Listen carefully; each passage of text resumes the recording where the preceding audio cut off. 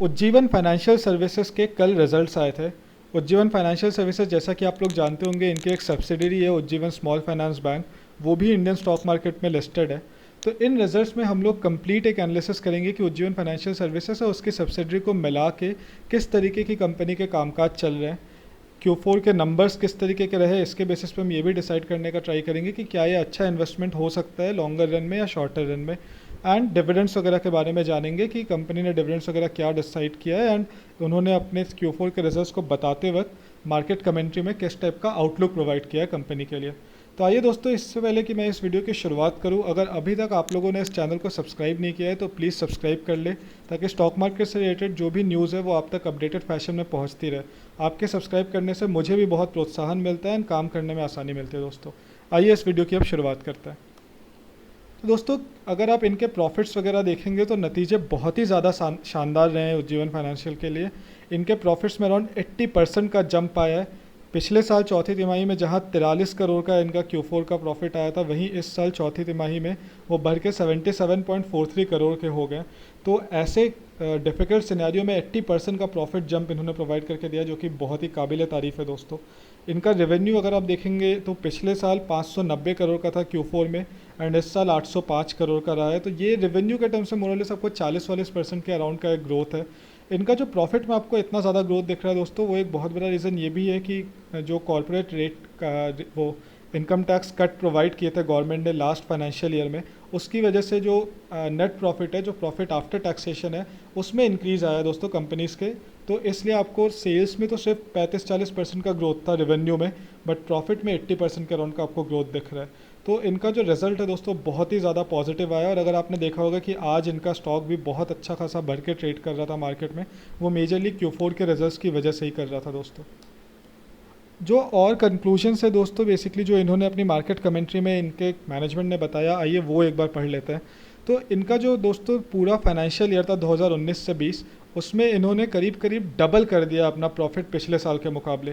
तो जहां पिछले 2018-19 में इन्होंने 150 करोड़ का प्रॉफिट,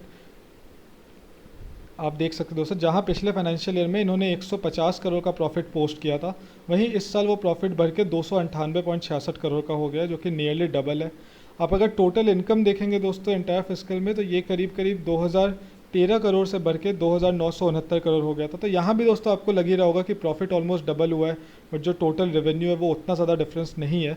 इसका जो रीज़न मैंने आपको पहले बताया वही है दोस्तों कि सिंस गवर्नमेंट ने कॉर्पोरेट टैक्स कट्स किए हैं, तो उसकी वजह से जो भी लोगों का जो नेट प्रॉफिट होता था आफ्टर टैक्सेशन, उसमें बहुत ज़्यादा इंक्रीज़ आ गया है। ये वन टाइम इंक्रीज़ है दोस्तों। बाकी इनके बोर्ड ऑफ डायरेक्टर्स ने 0.80 पैसे पर शेयर डिविडेंड डिसाइड किया है। तो जिनके पास भी इसका शेयर है उनके लिए बहुत अच्छी न्यूज़ है, 0.8 रुपीज़ पर शेयर आपको डिविडेंड मिल जाएगा। इनके ग्रुप ने एक चीज़ कही कि the extent to which the कोविड-19 pandemic will impact the subsidiary's results will depend on future developments and which the group is unable to assess currently, including among other things। दोस्तों इस वाली चीज़ को, ये वाली चीज़ मुझे थोड़ी सी चिंताजनक लगी इसके बारे में, क्योंकि बाकी सारे बैंक जहां अपफ्रंट आके बोल रहे हैं कि हमें लगता है कि हमारे बुक्स पे इफेक्ट नेगेटिव पड़ेगा, वहीं पे ये लोग बोल रहे हैं कि ये अभी करेंटली असेस नहीं कर पा रहे कम्प्लीटली कि फ्यूचर डेवलपमेंट्स किस डायरेक्शन में होगी कोविड-19 की वजह से। तो मे बी ये लोग सही चीज़ कन्वे कर रहे हैं, या मुझे हो सकता है, अगर आप बहुत ज़्यादा क्रिटिकल हो तो आप ऐसे भी सोच सकते हो कि मे बी सही पिक्चर ये कन्वे नहीं करना चाह रहे अपनी मैनेजमेंट कमेंट्री में। ये पर्सन टू पर्सन परसेप्शन पे डिपेंड करता है कि आप कैसे इस चीज़ को लेना चाहते हो।